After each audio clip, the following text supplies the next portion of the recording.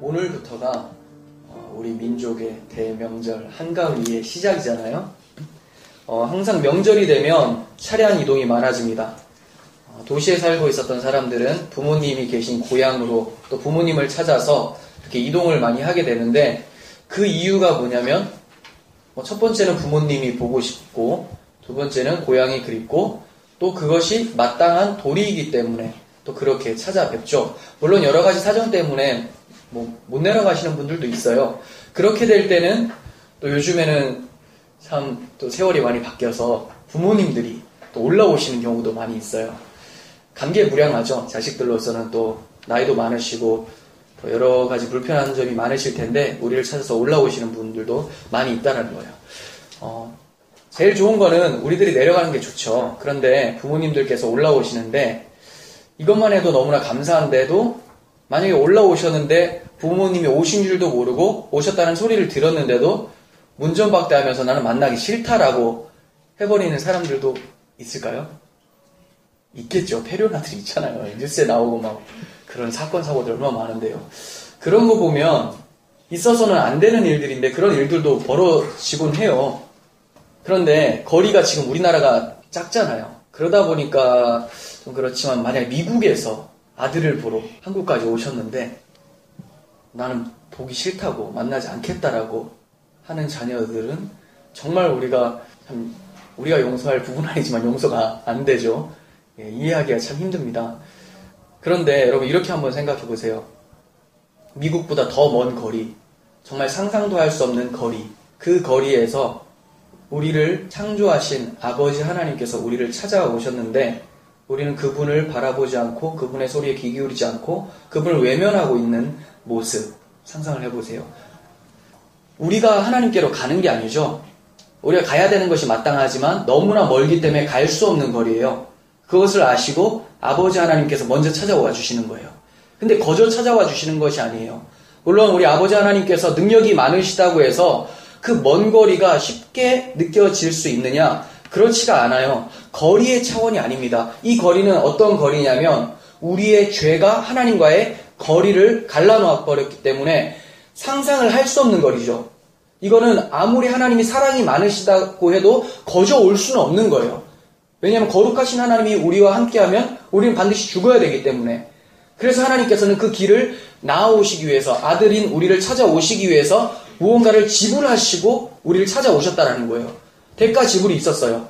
그것이 바로 하나님의 아들을 죽이시면서 그 먼 거리에서 우리를 찾아오셨다라는 거예요.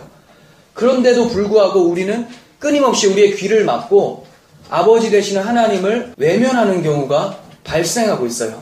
그러니까 저와 같은 설교자는 이런 아버지가 우리를 찾아오셨는데 그 아버지를 영접해야 된다, 이렇게 얘기를 하잖아요. 이러한 것처럼 본문에서도 세례 요한이 지금 이 얘기를 하고 있는 거예요. 이제 하나님이 너희와 함께 하시겠대. 그러니까 너희들이 그 주의 길을 예비해야 된다. 너희들이 간 것이 아니라 하나님이 오시는데 그 아버지 하나님을 맞이할 준비가 되어 있어야 되는 거 아니냐. 끊임없이 귀를 닫고 외면할 참이냐. 이렇게 세례 요한이 간곡한 어조로 부탁도 하면서 또 명령도 하면서 경고도 하고 있는 본문이 오늘 본문이라는 거예요. 이 당시에 세례 요한이 이렇게 회개를 선포하고 주님 오실 길을 예비하라라고 했는데 굉장히 많은 사람들이 모였습니다.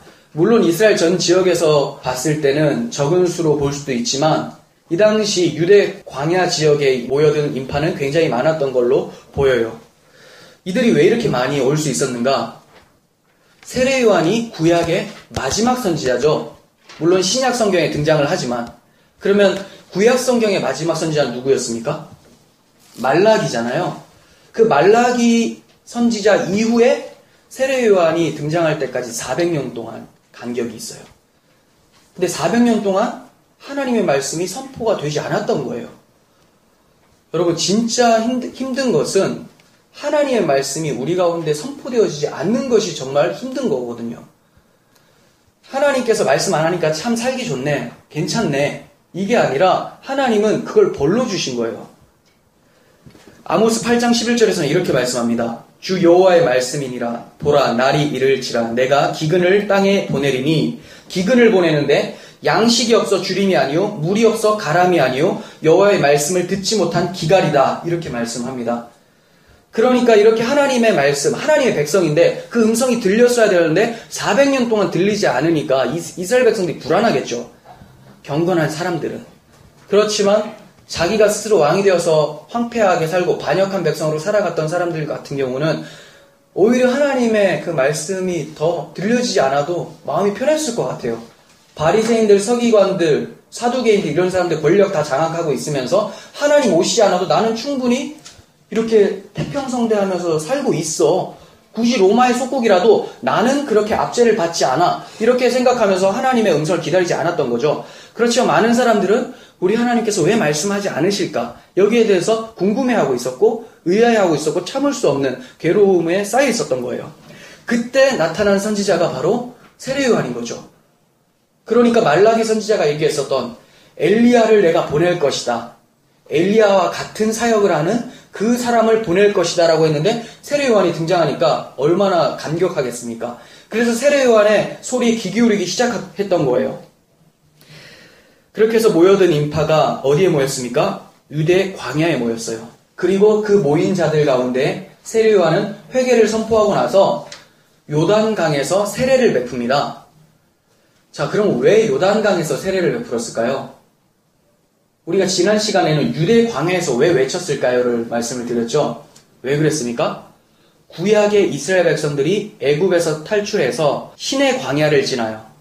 근데 그때 하나님을 반역하고 그들이 하나님을 거절을 했었던 그 실패를 세례 요한이 다시 한번 상기시키면서 하나님 말씀을 전하는 거죠. 어디서? 유대 광야에서. 그럼 요단강에서 세례를 베푸는 건 뭘까요? 광야를 통과하고 나서 구약의 백성들은 가나안 땅에 들어가기 전에 건너야 될 강이 있었습니다. 그 강을 요단강이라고 합니다.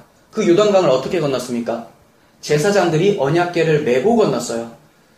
그러니까 제사장은 예수 그리스도를 상징하고 언약궤도 그리스도, 하나님의 언약을 상징해요. 근데 누가 먼저 앞장서서 건넜다고요? 제사장과 언약궤. 그 말은 제사장과 언약궤가 먼저 물에 들어간 거예요. 물 심판을 받고 그 뒤에 하나님의 백성들이 따라 건넜죠. 그것과 마찬가지예요. 물론 그들이 건널 때 그 요단강은 갈라졌습니다. 그래서 그들이 통과하게 됐어요. 이것을 지금 세례 요한이 상기시키고 있는 거예요. 너희들이 옛날에 너희 손조들이 하나님의 약속의 땅 이스라엘로 들어올 때 요단강을 건넜잖아. 이렇게 세례를 받았었잖아. 세례의 의미 아시죠? 물로 죽고 다시 물 가운데서 건져짐을 받는 구원을 상징하는 건데 이렇게 건너게 됐잖아. 근데 지금 내가 그 요단강에서 세례를 베풀고 있다. 이 얘기는 너희들이 영적 하나님의 나라, 지금 이스라엘 땅에서 세례식 하는 거잖아요. 밖에서 들어오는 거 아니에요. 그러니까 이 나라가 아니에요. 영적 하나님의 나라, 그 나라를 준비하기 위해서는 반드시 세례를 받아야 돼. 요단강을 건너야 돼. 이 얘기를 하고 있죠. 근데 그 영적 하나님의 나라는 우리가 지난 시간에 무엇이라고 배웠습니까? 천국이 가까이 왔다. 눈앞에 있는 그 나라. 예수님이 우리 눈앞에 있다라고 했어요. 그 예수님을 맞이하려면 세례가 있어야 된다는 것을 얘기하고 있는 거죠. 이해가 가시죠? 그런데 이렇게 주의 오실 길을 예비하듯이 하나님 나라 입성을 위해서 하나님의 백성이 되는 것이 중요한 거예요. 우리는 죄인인데 거룩한 하나님의 나라에 들어갈 수가 없잖아요. 그러니까 이 죄인의 모습은 완전히 물의 수장이 되고 새 모습으로 하나님께서 새롭게 만든 그 백성의 모습으로 하나님의 나라를 맞이하게 된다. 이 얘기를 하고 있어요. 그 하나님의 나라는 예수님이었죠. 그러니까 예수님을 맞이할 때 우리 가운데 있었던 그 탐욕과 더러운 종욕들과 또 내가 왕 되려고 했었던 이 마음들, 이거 가지고 예수님께 나아가지 못한다. 그러니까 완전히 회개하고 세례와 같이 요단강에서 죽고 다시 태어나는 그 세례 의식을 통해서 예수 앞으로 나아가야 된다. 이 얘기를 하고 있는 거죠. 그러니까 하나님의 백성이 되는 게 우선이에요. 우리가 무언가를 하는 게 우선이 아니라 우리가 높아져 있었던 그 마음들이 먼저 죽고 새 마음으로 나아가는 것이 먼저라는 거죠. 그런데 세례 요한의 이 세례가 굉장히 특이한 점이 있습니다. 우리는 지금 이스라엘 사람들이 아니라서 잘 모르는데 이스라엘 백성들 같은 경우는 세례를 받아라라고 하면 의아했어요. 왜냐하면 세례는 이방인들이 유대인으로 편입할 때 받는 거거든요. 이스라엘 백성들은 받을 이유가 없어요. 뭘 했습니까? 그 전에? 할례를 했잖아요. 그러니까 하나님 백성으로 이미 민족적으로 하나님의 백성이다 인쳐졌어요. 그런데 왜 다시 세례를 받아라 라고 세례요한이 얘기하는가? 그 말은 육적 이스라엘, 국가 이스라엘 백성 이거 아니다 이 얘기예요. 이방인들이 받는 것처럼 너희도 이방인과 같이 똑같이 죄인이야. 그러니까 너희가 똑같이 하나님 앞에서 세례를 받고 회개해서 그리스도를 영접해야 된다. 이것을 말하고 있는 거예요. 이러한 세례를 아는데도 나온 자들 같은 경우는 심령이 가난한 상태에서 나오는 거죠. 우리가 회개하라라고 말씀을 드리면 오해하는 사람들이 많습니다. 단지 우리가 지금 짓고 있는 도덕 윤리적 죄를 다 반성을 하고 하나님 앞에 나아가라 이렇게 생각을 많이 해요. 그래서 부흥 강사들이 주로 와서 하는 말이 여러분들이 어떤 일들을 하고 행하지 않으니까 하나님께서 지금 진노하셔서 여러분들의 삶이 고통스럽고 재정의 축복도 없고 집도 가난한 겁니다. 병도 걸린 것 아닙니까? 이렇게 얘기하는 사람들도 있어요. 그리고 그 사람들이 또 강조하는 게 뭡니까? 윤리 도덕적 회개도 강조하지만 예배 드리지 않았고 11조 내지 않았고 이런 것도 강조하면서 그거 안 내서 여러분들이 이렇습니다. 이거 내면 이거 하나님께서 회복해 주실 겁니다. 이렇게 어려운 환경들, 건강들 다 회복해 주실 것입니다. 이렇게 얘기를 하고 있다는 거죠. 그런데 정말 그렇습니까? 아니요. 그거는 잘못된 회개예요. 그리고 그 회개로 받아내려고 하는 것들도 불순한 의도에서 시작됐다는 거예요. 그들이 자주 사용하는 문장이 뭐냐면 예레미야 5장 25절인데 너희 허물이 이러한 일들을 물리쳤고 너희 죄가 너희로부터 좋은 것을 막았느니라 이렇게 얘기해요. 이러한 것들, 이 좋은 것들을 막았다. 그러니까 회개해서 좋은 것 받아내라. 부흥 강사들이 얘기했었던 좋은 것들이 뭡니까? 돈, 재정, 권력, 명예, 그리고 건강 이런 것들이라고 주로 선포를 하죠. 다 그런 건 아니에요. 대부분 제가 본 사람들은 10명 중에 9명 이상이었던 것 같아요. 다죠. 다 그랬던 것 같은데 뭐 싸잡을 수가 없으니까. 아무튼 이런 것들이냐. 자, 그러면 이 구절이 어디서 출발하는지에 대해서 한번 보겠습니다. 예레미야 5장 20절부터 볼게요. 너는 이를 야곱 집에 선포하며 유다에 공포하여 이르기를 어리석고 지각이 없으며 눈이 있어도 보지 못하며 귀가 있어도 듣지 못하는 백성이여 이를 들을지어다. 여호와의 말씀이니라. 너희가 나를 두려워하지 아니하느냐? 내 앞에서 떨지 아니하느냐? 지금 하나님을 외면하고 무시하고 있죠. 내가 모래를 두어 바다의 한계를 삼되 그것으로 영원한 한계를 삼고 지나치지 못하게 하였으므로 파도가 거세게 이나 그것을 이기지 못하며 뛰노나 그것을 넘지 못하느니라. 자, 전 세계를 하나님께서 쥐고 있다라고 말씀을 하고 있어요. 그런데도 너희들은 두려워하지 않고 떨지도 않고 있다. 그러나 너희 백성은 배반하며 반역하는 마음이 있어서 이미 배반하고 갔으며 또 너희 마음으로 우리에게 이른 비와 늦은 비를 때를 따라 주시며 우리를 위하여 출수 기한을 정하시는 우리 하나님 여호와를 경외하자 말하지도 아니하니 너희 허물이 이러한 일들을 물리쳤고 너희 죄가 너희로부터 좋은 것을 막았느니라. 자, 이렇게 나오는 구절이거든요. 그러면 여기서 이러한 일들을 물리쳤고 너희 죄가 너희로부터 좋은 것을 막았다. 이게 뭘까요? 돈, 명예, 건강인가요? 아니요. 바로 그 앞에 있잖아요. 우리 하나님 여호와를 경외하는 것. 이게 좋은 것이고 너희들이 이것을 막았다. 하나님을 두려워하며 하나님께 떨며 하나님을 섬기고 하나님을 왕대접하는 것. 여호와를 경외하는 것. 이것이 너희들에게 없어졌어. 무엇으로? 너희들의 죄악으로 인해서. 지금 이 얘기를 하고 있어요. 그런데도 이렇게 하나님을 멸시하는데도 이들의 모습이 어떤지 한번 볼게요. 과연 못 살았을까? 내 백성 가운데 악인이 있어서 새 사냥꾼이 매복함같이 지키며 덫을 놓아 사람을 잡으며 새장의 새들이 가득함같이 너희 집들의 속임이 가득하도다. 그러므로 너희가 번창하고 거부가 되어 있어요. 이들이 살찌고 윤택하며 또 행위가 심히 악하여 자기 이익을 얻으려고 송사 곧 고아의 송사를 공정하게 하지 아니하며 빈민의 재판을 공정하게 판결하지 아니하니 내가 이 일들에 대하여 벌하지 아니하겠으며 내 마음이 이 같은 나라에 보복하지 아니하겠느냐. 여호와의 말씀이니라. 이 땅에 무섭고 놀라운 일이 있도다. 선지자들은 거짓을 예언하며 제사장들은 자기 권력으로 다스리며 내 백성은 그것을 좋게 여기니 마지막에는 너희가 어찌하려느냐. 여러분, 이들이 하나님을 멸시하고 있는데 이들의 상태가 가난했습니까? 번창하고 거부가 되고 살찌고 윤택하다고 얘기를 하고 있어요. 그러니까 우리나라가 경제가 어려운 것이 하나님을 섬기지 않아서 어려운 게 아니죠. 그냥 전 세계적으로 하나님의 섭리 가운데 있는 거고 또 우리나라가 잘못한 부분에 대해서 그냥 인과응보 차원에서 일어난 일들이에요. 그런데 이것을 회복하기 위해서 하나님 앞에 회개하고 나아가라. 그럼 초점이 뭐예요? 뭐가 목적입니까? 돈이 목적이죠. 건강이 목적이죠. 하나님을 안중에 없어요. 내가 이것을 받기 위해서 하나님을 경외해야 되겠다. 주객이 전도된 거예요. 여러분, 이 땅에 무섭고 기괴한 일이 뭡니까? 전쟁, 기근, 무섭고 기괴하죠. 그런데 더 무서운 일이 뭡니까? 성경에서는 이렇게 얘기하고 있잖아요. 선지자들, 설교자들과 같은 사람들, 이 사람들이 무엇을 얘기합니까? 거짓을 예언해요.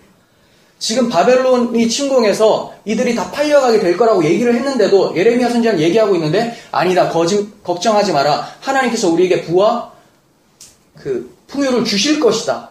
이렇게 거짓 예언을 하고 있어요. 괜찮아, 지금 잘하고 있어. 이대로만 하면 돼. 그리고 제사장들은 자기 권력으로 다스려요. 제사장들이 누구의 권력으로? 하나님 권력으로 다스려야 되는데 자기 권력, 자기가 왕이 돼서 다스리고 있어요. 그리고 내 백성은 그것을 좋게 여기고 있죠. 마지막에 너희가 어쩌려고 이러느냐? 하나님께서 염려가 돼서 예레미야 선지자를 보내서 얘기를 합니다.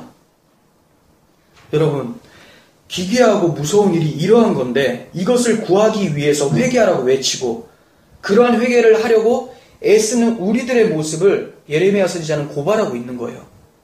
이러한 회개는 내가 돈을 위해서 하나님 앞에 회개해야 되겠다. 건강을 위해서, 명예를 위해서 회복해야 되겠다. 이러한 것들이 바로 우상숭배예요. 이건 회개가 아니에요.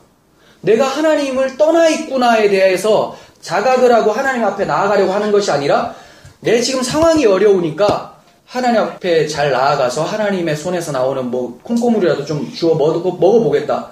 이게 바로 우상숭배라는 거죠.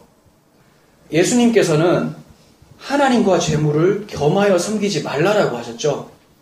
이들은 말로는 하나님께 회개한다라고 얘기를 했지만 자신들의 마음속에서는 돈의 노예가 되어 있어서 그렇다라는 거예요. 우리는 우리 자신이 굉장히 중립적으로 안정적이다라고 많이 생각을 합니다. 이렇게 보세요. 나는 사탄의 종도 아니고 하나님의 종도 아니다. 근데 그런 거 없어요. 둘 중에 하나예요. 왜 그렇습니까? 나는 내가 왕인데요? 사탄의 종이 아닌데요? 내가 지금 왕이 되어 있는 상태가 뭐냐면 어떻게든 내 위주로 무언가를 채워 넣어서 나의 마음을 기쁘게 하려고 하는 그러한 시도들, 끊임없이 다른 사람을 밟고 일어서서 꼭대기에 올라가려고 하는 이 시도들, 이것들이 세상 모든 사람들에게 주어져 있는 가치관이잖아요. 물질 만능주의, 자본주의 사회에서 만들어 놓은 그 결과물이잖아요. 이러한 것들이 자기가 왕이라고 생각하나 이미 세상의 가치관의 노예가 되어 있는 상태잖아요. 여기에서 해방되어지는 것. 그러니까 모든 사람들은 그것이 없으면 벌벌 떨고 있는데 이것과 상관없이 평안을 누릴 수 있는 자들이 바로 하나님의 백성, 하나님의 종이라는 거예요. 무슨 종이라고 하니까 맨날 하나님 앞에 벌벌 떨면서 내 생각은 없고 하나님께서 뭔가 시키는 것을 억지로 해야 되는 것. 이런 종이 아니라 제가 말씀드렸다시피 그리스도인은 하나님의 종이라고 하지만 이 종이 노비와 같은 이런 개념이 아니라 하나님의 아들의 개념이다라고 말씀을 드렸죠. 아버지가 너무 좋기 때문에 아버지의 뜻을 내 뜻과 같이 그냥 행하는 거. 그러니까 이건 부담이 안 돼요. 이렇게 모든 사람들은 하나님의 백성이든지 아니면 마귀의 백성으로 이렇게 갈라져서 살고 있어요.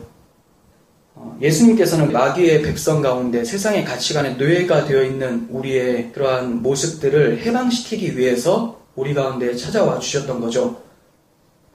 끊임없이 하나님 앞에서 회개하는 이유가 내가 가지고 또 채우고 싶어하는 것들, 그런 것들 때문에 회개를 한다면 이것은 우상숭배고, 이것이 고린도전서 15장 50절에서 말씀한 혈과 육은 하나님의 나라를 이어받을 수 없고 썩는 것은 썩지 아니하는 것을 유업으로 받지 못한다라는 것과 같은 말인 거예요.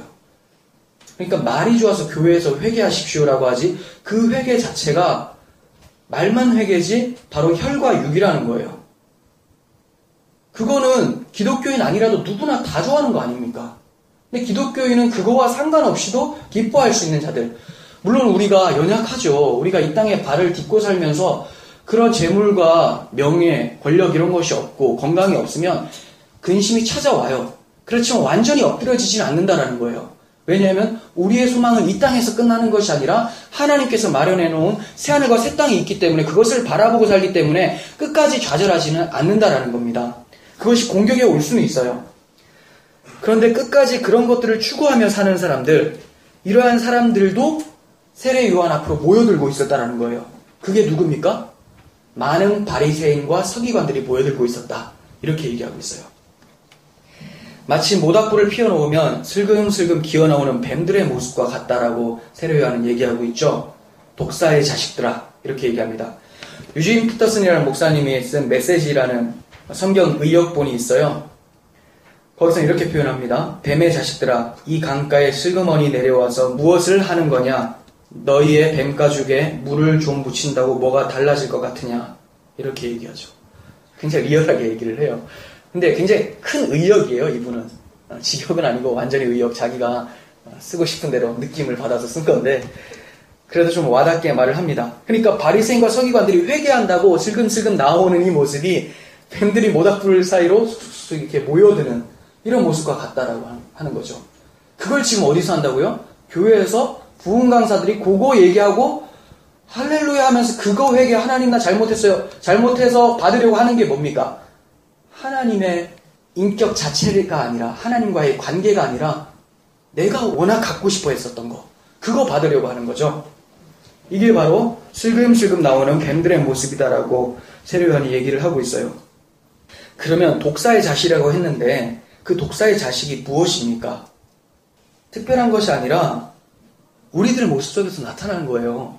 하나님 앞에서 겸손과 낮아짐 없이 왕된 나의 자아를 가지고 와서 단지 심판에 대해서 물리적으로 굴복을 하고 세례를 받으려고 한 이 모습들.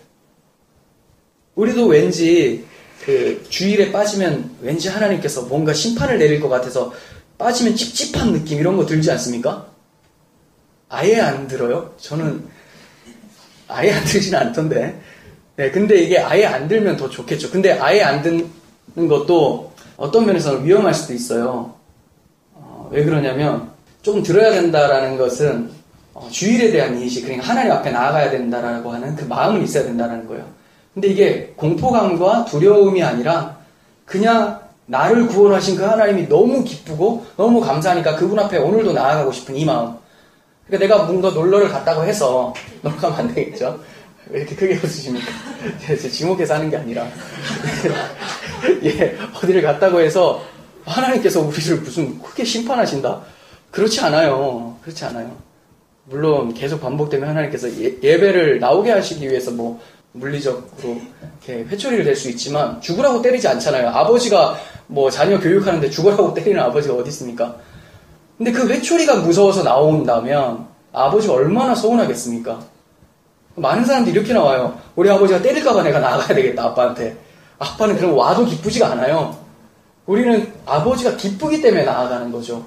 이것을 잃어버릴 때는 이 바리새인과 서기관들의 모습과 같은 모습으로 전락할 수 있다는 것을 기억했으면 좋겠습니다. 이들은 자기들이 낮아지는 마음은 없었고 여전히 높은 상태에서 세례 요한 앞으로 나왔어요. 이것을 우리가 지난 시간에 배웠었죠. 외치는 자의 소리여 이르되 너희는 광야에서 여호와의 길을 예비하라, 이렇게 세례 요한이 얘기를 했는데 이게 이사야 40장 4절을 인용한 거거든요. 그 뒤에 이렇게 나옵니다. 골짜기마다 도두어지며, 이게 높아진다라는 거예요. 골짜기는 푹 파져 있죠. 높아지고 산마다 언덕마다 낮아진다. 그래서 고르지 아니한 곳이 평탄하게 되며 험한 곳이 평지가 될 것이다. 울퉁불퉁하던 것을 편편하게 만들게 될 것이다. 이렇게 얘기해요. 언제? 여호와의 길을 예배할 때, 여호와께서 오시는데 우리의 마음 상태가 높아져 있거나 울퉁불퉁해서 무가 나 있는 상태가 아니라 하나님 앞에 평평한 상태, 주님을 맞이할 그 상태가 되어라, 이렇게 얘기하고 있는데 이 바리새인들은 그러한 모습으로 나오는 게 아니죠. 여전히 내가 높지만 하나님이 무서워서, 그래서 이 임박한 진노를 그냥 피하기 위해서 도구로서 회개를 사용하는 거예요. 이들은 주의 길을 예비한 것이 아니라 뱀의 자식들이라고 하니까 무슨 길을? 뱀의 길을 예비한 거죠. 예, 사탄의 길을 예비하고 있었던 거예요. 이들은 사람 눈에 그리고 스스로 보기에는 회개할 것이 전혀 없어 보이는 사람들이에요. 우리 눈에는 완벽한 사람들이죠. 바리새인들이 겉과 속이 달랐다라고 할 때 뭐 밖에서는 이렇게 경건하게 생활하는데 집안에서는 그렇게 생활 안 했다. 이게 아니에요. 그들은 밖에서나 집에서나 아무도 안 볼 때도 철저하게 살았어요. 어떻게? 율법주의로 철저하게. 완벽하게 살았다는 거예요. 그럼 위선자다, 외식하는 자다 이 말은 뭐냐면 껍데기만 있는 자, 속에는 없고 하나님을 사랑하는 마음은 없고 껍데기만 있는 것을 외식하는 자다 이렇게 얘기하죠. 그러니까 이들의 모습 속에서는 전혀 흠이 없어 보이지만 하나님 보시기에는 껍데기만 있고 안이 텅텅 비어있는 상태, 이런 상태이기 때문에 하나님께서는 이들을 심판하신다라고 말씀하는 거예요. 그래서 세례요한이 얘기하는 거예요. 너희들 마음을 평탄하게 해야 된다. 회개하고 주의 오실 길을 준비해야 된다. 이렇게 말을 하고 있죠. 회개할 것이 없다라고 하는 자들에게 죄가 그대로 있지만 회개할 것밖에 없습니다 라고 하는 자들에게는 하나님께서는 너는 죄가 없다라고 말씀을 하세요. 되게 역설이죠. 나는 죄인입니다 하며 나오는 자들에게는 하나님이 네 죄가 내 아들 예수의 십자가에서 다 사해졌고 나는 의인입니다 라고 하는 그 자에게는 의인은 없나니 하나도 없다라고 성경은 얘기하고 있잖아요. 그럼 자기 죄를 가지고 십자가에 달리게 된다는 것을 말하고 있는 거예요. 우리는 회개하라, 회개의 열매를 맺어라 이렇게 얘기를 하면 가장 먼저 살펴보는 것은 우리의 행위들이에요. 하나님은 그거 살펴보라고 한 게 아니거든요. 회개에 합당한 열매를 맺어라 이렇게 말하니까 내가 지금 뭔가 회개를 했는데도 이렇게 나쁜 생각들을 하고 이렇게 여전히 습관적인 죄를 못 끊어내는데 이러면 지옥 가는 건가? 이런 얘기를 말하는 게 아니라는 겁니다. 그러한 것들, 예를 들어서 내가 정해놓은 것들, 이거는 하면 좋고 이건 하면 안 되고 이건 하면 선한 거고 이건 악한 거고 그래서 이걸 잘 지켜야 되는데 내가 잘 못 지키고 있구나. 이게 괜찮아 보이지만 이게 바로 선악과 먹은 모습이라는 거예요. 내가 볼 때 이거 괜찮은 거, 이거 나쁜 거, 이거 하면 하나님께서 나를 받아주실 것 같고 이거 안 하면 혼낼 것 같고. 아니요, 그런 것과 상관이 없습니다. 인간이 늘 저지르는 두 가지 악이 있어요. 성경은 그걸 뭐라고 얘기하냐면 예레미야 2장 13절 내 백성이 두 가지 악을 행하였나니 곧 그들이 생수의 근원되는 나를 버린 것과 스스로 웅덩이를 판 것. 그냥 똑같은 겁니다.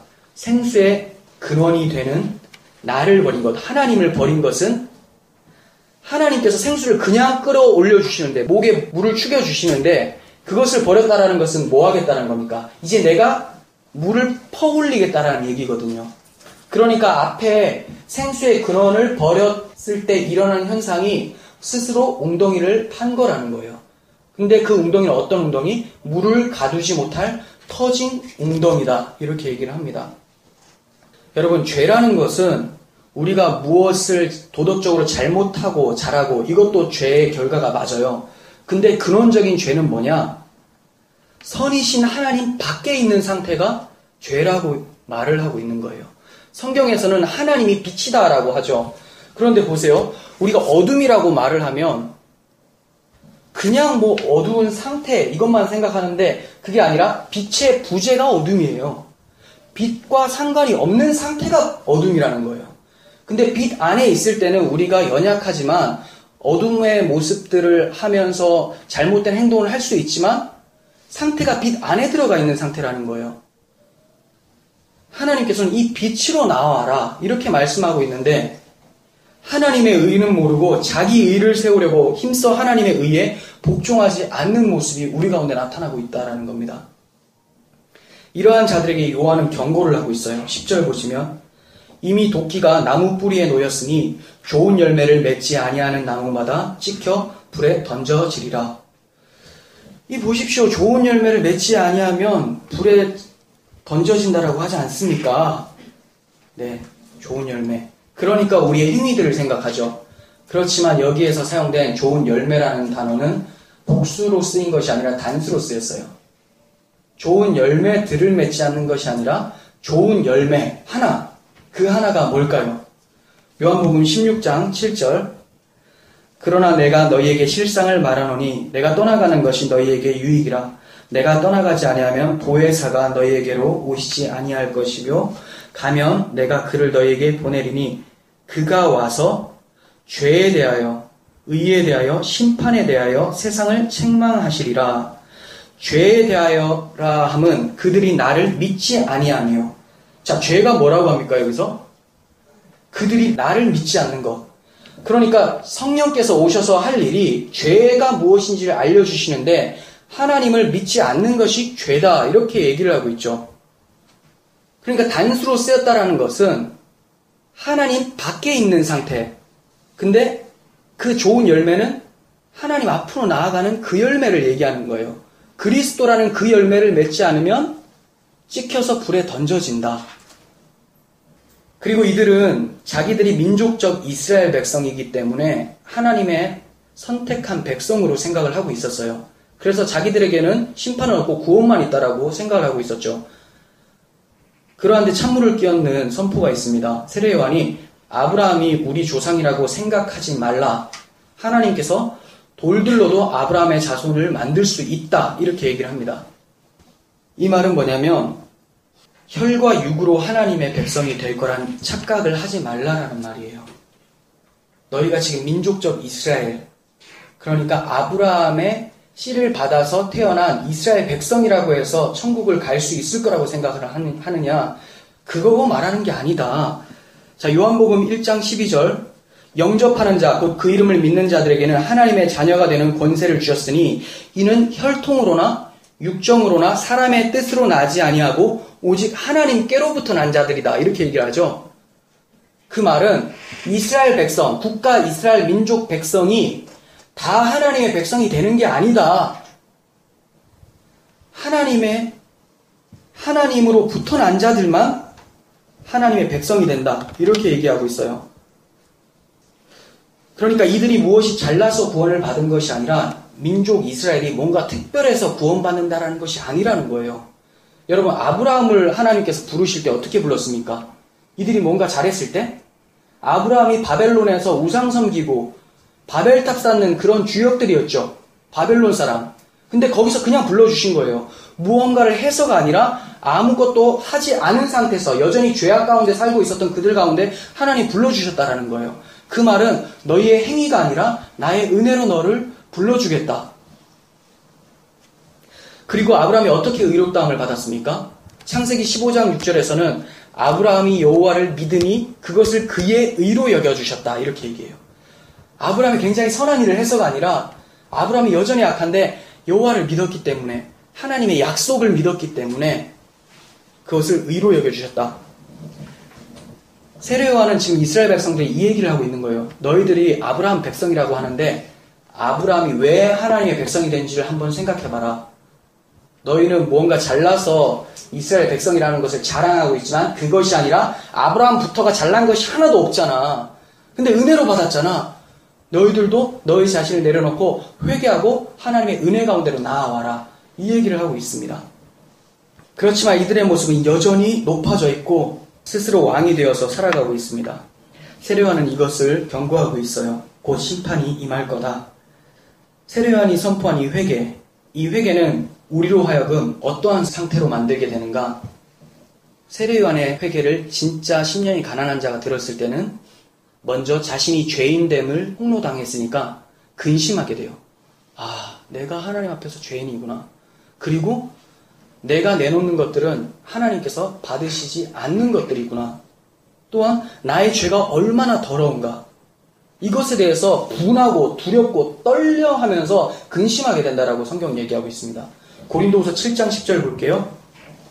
하나님의 뜻대로 하는 근심은 후회할 것이 없는 구원에 이르게 하는 회개를 이루는 것이요 세상 근심은 사망을 이루는 것이니라.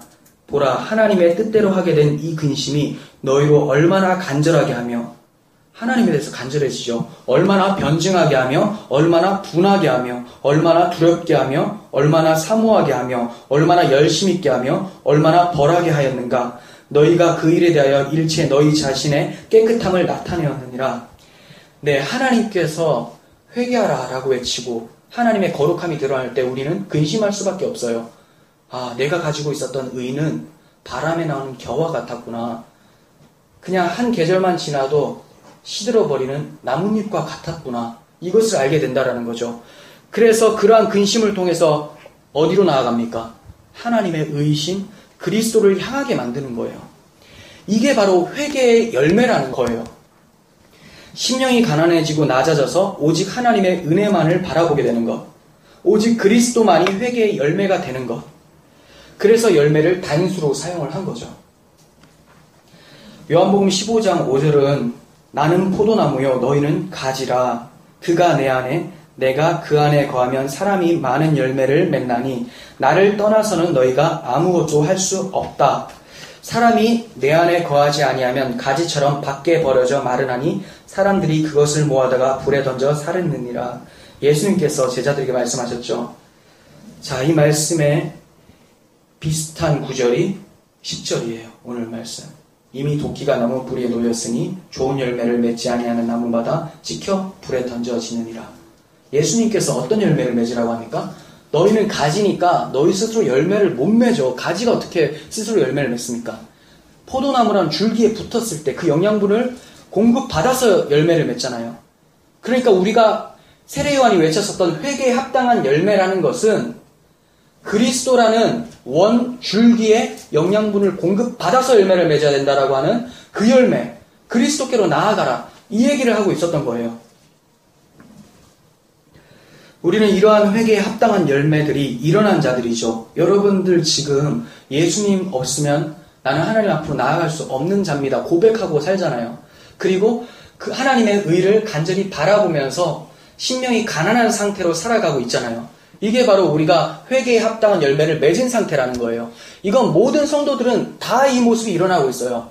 여러분들에게 다시 회개에 합당한 열매를 맺으십시오. 이렇게 말하는 것은 여러분들 믿음이 없다라는 얘기죠.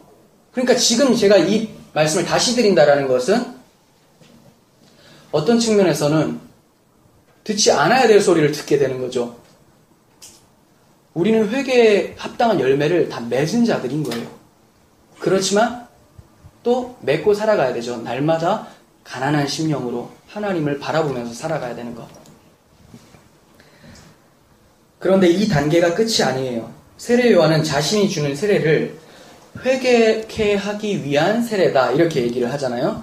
그래서 11절 보시면 나는 너희로 회개케 하기 위하여 물로 세례를 베풀거니와 내 뒤에 오시는 이는 나보다 능력이 많으시니 나는 그의 신을 들기도 감당하지 못하겠노라. 그는 성령과 불로 너희에게 세례를 베풀 것이요. 자, 세례 요한은 회개케 하기 위해서 물로 세례를 베푼다라고 해요.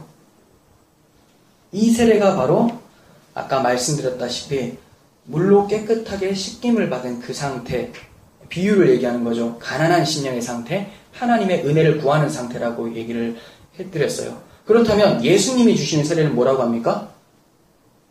성령과 불로 세례를 베푼다. 그렇다면 세례가 뭔지에 대해서 잠깐 살펴볼 텐데 다음 주에는 좀 더 자세하게 살펴보고 오늘 간단하게 말씀드리겠습니다. 세례라는 것은 이렇게 생각하시면 돼요. 위에서부터 아래로 무언가 압도적인 것이 쏟아져 내린다. 그러니까 위의 것이 아래를 완전히 덮쳐서 아래 것이 사라져버리고 위의 것이 온전히 아래와 하나가 되는 상태. 자, 예를 들면 좀 지저분할 수도 있는데 자, 화장실과 물탱크 예전에 이런 데 있잖아요. 예전 화장실 보면 거기서 이제 밑에 오물이 있는데 땡기면 어떻게 돼요? 쫙 내려와서 이게 싹 쓸려버리죠. 사라져버려요. 그리고 뭐만 남아요? 물만 남는 거죠. 요게 물세례예요. 이게 물세례. 그러니까 물로 세례를 받는다. 세례 요한이 했던 것이 우리의 높아져 있던 마음들을 평탄하게 만드는, 갈아엎어버리는, 물로 깨끗하게 만들어버리는 상태. 그 상태에서 이제 무엇을 하게 될까요? 예수의 세례가 있는데, 자, 그 세례. 자, 위에서부터 아래로 떨어지는 이 세례. 또 하나 생각해보면, 어떤 큰 댐이 있어요. 근데 그 밑에 우리가 앉아있다라고 보세요. 근데 숨을 열기 직전이에요. 죽었죠. 이제 벌벌벌 떨어야 되는 상태예요, 지금. 이 상태에서 문을 열었을 때 그 물이 떨어지면 우리는 완전히 박살이 나겠죠. 물론 그 낙차가 어느 정도에 따라서 달라질 수 있고 물의 양이 어느 정도에 따라서 달라질 수가 있겠죠. 이렇게 압도적인 것이 위의 것이 아래를 박살을 내고 덮어버리는 상태를 세례라고 하는 거예요. 그럼 예수님께서 베푸시는 세례는 뭐라고 합니까? 성령과 불. 성령의 세례, 불세례. 하나이면서 좀 다른 거예요. 자, 그러면 성령의 세례는 뭘까요? 위에서 성령이신 분이 아래로 완전히 덮여버리는 거죠. 그러니까 성령이신 분과 우리가 따로 떨어지는 것이 아니라 성령의 세례를 받으면 이제 우리가 성령 안에 거하면서 성령으로 사는 거예요. 그래서 우리를 영의 자식들이라고 하는 거지 육의 자식들이 아니라 이미 바꿔버린다는 거죠. 체인지. 그럼 불세례는 뭘까요? 불덩어리가 위에서 짓누르는 거예요. 불이 떨어지니까 타버리겠죠. 사라져버린다는 겁니다. 그럼 이것에 대해서 자세하게 한번 살펴볼게요. 성령의 세례라고 했어요. 성령 위에서부터 아래로 덮친다라고 했어요. 그 말은 성령이 무엇을 하는 분입니까? 성령은 예수님의 영이죠. 여기 요한복음 16장 볼게요. 13절. 그러나 진리의 성령이 오시면 그가 너희를 모든 진리 가운데로 인도하시리니 예수님께서 내가 길이요 진리요 생명이다라고 말씀하셨죠. 예수님께 인도한대요. 그가 스스로 말하지 않고 오직 들은 것을 말하며 장래일을 너희에게 알리시리라. 그가 내 영광을 나타내리니 내 것을 가지고 너희에게 알리겠습니다. 그 성령께서 무엇을 알린다고요? 내 영광, 그리스도의 영광. 그리스도를 증언하는 영이 성령이에요. 지금 오늘날에 성령에 대해서 잘못된 사고를 가지고 있는 사람이 굉장히 많아요. 무슨 죽은 자를 살리고 병을 치유하고 이게 성령의 사역이라고 하는데 성령의 사역의 일부일 수 있죠. 근데 성령의 주 사역이 뭡니까? 죽은 영혼을 살리는 것, 영혼의 죽은 것을 살리는 거예요, 지금. 예수를 몰랐던 자들에게 예수를 증언하는 것이 성령의 사역인 거예요. 아픈 자 살리는 것은 의사 선생님도 할 수 있잖아요. 지금 하나님이 의사 선생님하고 지금 성령 능력이 경쟁하는 겁니까? 근데 지금 오늘날의 교회가 병원으로 둔갑을 하고 있어요. 아프면 병원에 보내야죠. 근데 계속해서 나와서 치료받으라고. 기도는 해야 되겠죠. 우리가 하나님의 마음을 품고 그들을 위해서 기도는 할 수 있어요. 기도했으면 이제 뭐 해야 돼요? 하나님께서 일반 은총 가운데 허락해 두신 의사 선생님 찾아가야죠. 그들의 손과 그들의 기술을 하나님께서 허락하셨잖아요. 글로 가야죠. 그게 아니라 계속해서 배 만지고 막 배 때리고 이러니까 이 기독교가 무슨 무당 종교처럼 돼버려가지고 성령은 그런 사역하시는 분이 아니라 그리스도를 증언하는 영이라는 거예요. 아무도 성령이 아니고서는 그리스도를 주로 고백할 수 없는 거예요. 성령 세례를 받았다라는 것은 이제 가난하고 낮아진 마음 가운데서 나는 아무것도 아닙니다라고 하는 물세례 가운데, 회개의 세례 가운데서 성령의 세례를 받았으면 이제 뭐 하게 될까요? 그리스도가 나의 주님으로 고백하게 되는 거죠. 그러면 불세례는 뭘까요? 예수님께서 성령 세례를 이렇게 보내주시고 또 불세례를 내려주시는데 불세례, 심판이죠. 그러면 이 심판은 우리가 꼭 생각하기로 믿지 않는 자 가운데서 떨어지는 불이다. 이렇게 생각을 해요. 근데 가장 궁극적으로 하나님께서 말씀하고자 했던 건 뭐냐면 성령 세례를 통해서 예수가 나의 주님임을 알게 되잖아요. 그러면 당연히 불세례는 따라와요. 그게 뭐냐? 내 안에 내가 왕이 되어 있었던 이 모든 부분들을 예수께서 왕이 되셔서 다 박살을 내 가신다라는 거예요. 자기 부인이라고 하죠. 누구든지 나를 따라오려거든 자기를 부인하고 십자가를 지고 따라라. 자기 십자가를 지고. 이러니까 또 자기 십자가 따로 있는 줄 아는데 예수님과 함께 못 박혀 죽었으니까 예수의 십자가, 내 십자가가 된 것이 자기 십자가죠. 이게 바로 불세례예요. 모든 성도들은 성령의 세례와 동시에 불세례를 받아요. 그런데 어떻게 얘기합니까? 불 받아라, 불 받아라. 방언하면 불세례 받았다고. 그건 오랫동안 기도하면 종교적 현상에서 나온다니까요. 불교에서도 이슬람에서도 제가 불교인이었잖아요. 나온다니까요. 제가 오쇼 라지니시 이슬람 그 명상센터 갔었잖아요. 그 사람 다 해요. 다 하는 거 그거 싸움하는 게 아니잖아요, 지금. 그러니까 이것이 무슨 사탄의 영으로 한 거냐, 성령의 영으로 한 거냐 이런 차원이 아니라 그거는 그냥 종교적 현상으로서 나오면 나오게 하고 말면 말고 초점을 어디에 둬야 되느냐? 성령께서 진짜로 증언하고 싶어하는 그것이 무엇인가? 그리스도께 나아가라. 그리고 우리 자신의 죄악된 마음들을 계속 죽여가라. 이것이 성령과 불세례입니다.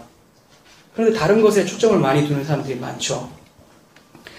그리고 이 불세례는 우리 성도들 같은 경우는 이 땅에서 불세례를 받으면서 살아가니까 성도의 삶은 기쁘면서 동시에 내 옛 자아가 죽어가니까 어떤 마음이 있을까요? 괴로워요. 다른 사람들이 좋아하는 거 나도 예전에 저거 좋아했었는데 아직까지 습관이 남아있잖아요. 그러니까 이것이 쉽지가 않아요. 근데 하나님은 나를 계속 하나님의 아들의 모습으로 끌고 가요. 그리스도를 닮아가는 모습으로 끌고 가요. 그러니까 내가 이게 십자가 당하는 것 같아요. 괴로워요. 이게 심판을 당하는 거예요. 왜 우리가 이런 심판을 당할 수가 있습니까? 그리스도와 함께 십자가에 못 박혔으니까. 그런데 그리스도와 함께 십자가에 못 박히지 않고 하나님을 믿지 않는다면 이제 이 불은 자기가 스스로 십자가 지게 되겠죠. 그게 마지막에 심판이라는 거예요.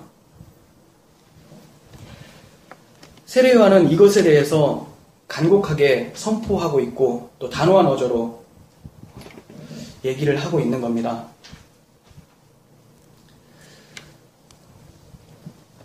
12절을 보시면 손에 키를 들고 자기의 타작마당을 정하게 하사 알곡은 모아 곳간에 들이고 쭉정이는 꺼지지 않는 불에 태우시리라 이렇게 말씀하고 있죠. 이게 바로 성령과 불세례를 베푸신다는 말씀이 무엇인지 구체적으로 얘기를 하고 있는 건데요. 자, 손에 키를 들고 자기 타작마당을 정하게 한다. 여러분 키가 뭔지 아세요? 이거 있죠. 키질한다라고 하면서 이렇게 조금 판때기 같은 데서 알곡하고 여러 가지 곡식들 넣어놓고 이렇게 높이 던지면 이 알곡들은 무거우니까 두두둑 떨어지는데 껍데기들은 어떻게 됩니까? 바람에 날아가죠. 이게 키지라는 거예요. 지금 성령과 불로 베푸시는데 하나님께서 마치 키질을 하는 것과 같이 한다 이렇게 말씀하고 있는 거예요. 그 말은 지금 우리 안에 우리 마음 가운데 성도들 안에도 알곡과 쭉정이가 끊임없이 일어나고 있어요. 가짜들. 맨날 알곡과 쭉정이라고 하니까 나 말고 다른 사람 저 쭉정이 아니야? 지금 세례 요한이 지금 너가 지금 쭉정이야. 지금 바리새인들한테 지금 얘기하고 있죠. 바리새인들 하나님 잘 믿는다고 소문난 사람이에요. 지금 종교계의 지도자들이에요. 그 사람들한테 지금 얘기하고 있는 거예요. 남들은 바리새인들 오셨습니까? 이렇게 막 절해야 되고 서기관 오셨습니까? 이러한 누추한 곳까지.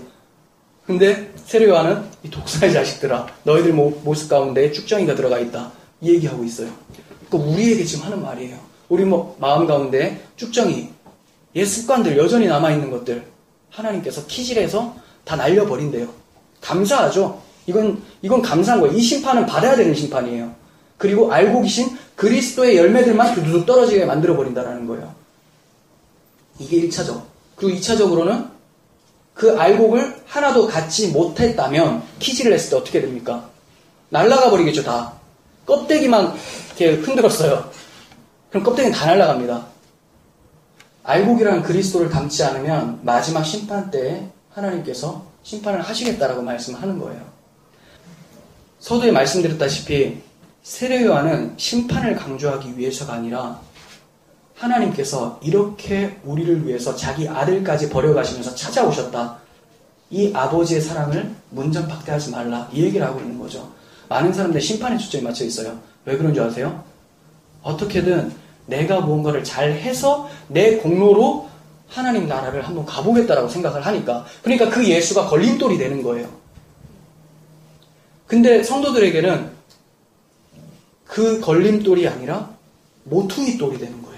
우리가 이제 세워질 수 있는, 반석 위에 세워지는 집이 될 수 있는 그 반석이 된다는 거죠. 세례 요한이 전했었던 그 아버지가 찾아오신다. 이제 그 아버지를 향해서 우리의 마음에 문을 열어라라고 하는 그 하나님의 음성을 멸시하지 않았으면 좋겠습니다. 왜 예수 믿지 않으면 구원받지 못해? 여기 불평할 것이 아니라 왜 하나님께서 나 같은 자를 위해서 당신의 아들을 굳이 죽이셨을까? 하나님이 이거 보여주시기 위해서 말씀하셨던 거거든요. 심판이 초점이 아니에요. 심판할 것 같으면 아예 안 만들면 되죠.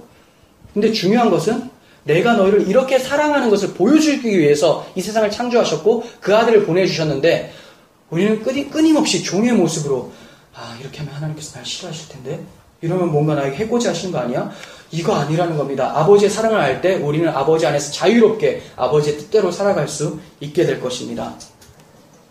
여러분, 예수 믿지 않는 것이 심판이라고 말씀을 드렸는데, 세상에서 예수님 믿지 않는 사람들이 심판을 당하는 모습으로 보이지 않는 것이 이상하지 않아요?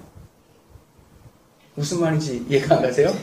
너무 길었나요? 자, 예수님 믿지 않는 것이 심판이라고 말씀을 드렸어요. 근데 세상 사람들을 봤을 때 안 믿는데 전혀 심판을 안 받은 것 같아요. 이게 왜 그런 줄 아세요? 구원과 심판을 이상 기준으로 보았기 때문에 그래요. 고린도후서 4장 3절에서 만일 우리의 복음이 가리었으면 망하는 자들에게는 가려진 것이라. 그 중에 이 세상의 신이 믿지 아니하는 자들의 마음을 혼미케 하여 그리스도의 영광의 복음의 광채가 비치지 못하게 함이니 그리스도는 하나님의 형상이라. 이렇게 말씀합니다. 왜 이게 심판 같지 않냐? 이 세상 신이 우리의 마음을 혼미케 했기 때문이에요. 우리가 심판이라고 하면 뭔가 병이 들어야 될 것 같고 뭔가 아파야 될 것 같고 죽어야 될 것 같고 이렇잖아요. 근데 그런 것이 심판이 아니라 하나님께서는 다른 것을 심판으로 말씀하고 있어요. 그게 뭡니까? 하나님의 형상이신 그리스도, 빛이신 하나님, 그 그리스도를 바라보지 못하는 그 상태가 바로 흑암의 상태다. 창세기 첫째 날에 나오죠. 어둠이 있었는데 빛이 있으라고 하니 빛이 있었고 빛이 어둠을 몰아내고 낮을 형성을 하죠. 근데 여전히 그 빛이신 그리스도를 알아보지 못한 그 상태가 흑암의 상태. 그러니까 뭔가 어떻게 불이 떨어지고 뭔가 마음이 육체가 다치고 막 이러한 것들이 아니라 이미 예수를 믿지 않는 그 상태가 자기 욕망에 사로잡혀 있는 그 상태고, 그 상태로 쭉 가는 상태가 요한복음 3장 18절에서 예수를 믿지 아니함으로 이미 심판을 받았다라고 하는 거예요. 이미 받았다. 예수를 떠난 상태에서 자기가 이 세상에서 기쁨을 누리려고 한다면 그것이 쉽지가 않아요. 아니요, 불가능하죠. 왜냐하면 우리에게는 하나님의 영으로 지음을 받았는데 하나님과 격리되어 있을 때 하나님의 빈 공간이 있잖아요. 근데 그것을 하나님이 만들어 놓은 피조물로 채워 넣으려고 하니까 채워지지가 않는 거예요. 갈급해요. 그러다 보니까 돈이 굉장히 많아도, 굉장히 건강을 해도 자살하는 사고가 일어나잖아요. 이게 왜 그렇습니까? 그 갈급함을 채울 자가 없다라는 거예요. 예수님께서 말씀하세요. 목마른 자들아 다 내게로 나와라. 수고하고 무거운 짐진 자들아 다 내게로 나와라. 내가 생명수로 너희에게 해갈시켜 주겠다라고 말씀하고 있는 겁니다. 우리가 세례요한의 이 선포에 귀를 막지 않고 우리의 마음을 열어서 우리의 빛이시고 또 하나님의 나라 자체이신 그리스도를 날마다 영접하면서 그분을 통해서 살아가며 그분의 안식을 얻으며 살아갈 수 있는 우리의 모습들이 있었으면 좋겠습니다. 기도하겠습니다. 하나님 아버지, 우리의 모습 속에서 여전히 바리새인과 서기관들의 모습이 많이 나타납니다. 여호와를 경외하지 못해서 회개하는 것이 아니라 내가 무언가를 잘 되지 못할까봐, 하나님이 뭔가 회초리를 댈까봐 그것이 무서워서 하나님 앞에 나오는 경우가 너무나 많습니다. 여전히 내가 왕이 되어서 스스로의 기쁨을 추구하려고 살았던 이러한 모습들을 용서해 주시고 하나님께서 제시해 놓으신 세례 요한을 통해서 주의 길을 예비하라고 하셨던 우리의 마음이 낮아질 수 있도록 지금 도와주시옵소서. 그리고 하나님, 우리가 이제 회개에 합당한 열매를 맺었고 또 날마다 그 마음 가지고 살아갈 수 있도록 도와주시고 성령과 불세례를 받은 자로서 이제 날마다 자기를 부인하며 우리 가운데 그리스도만이 우리의 삶을 이끌어 가시는 그런 천국이 우리의 마음 가운데 일어날 수 있기를 간절히 소원합니다. 감사드리며 예수님의 이름으로 기도합니다.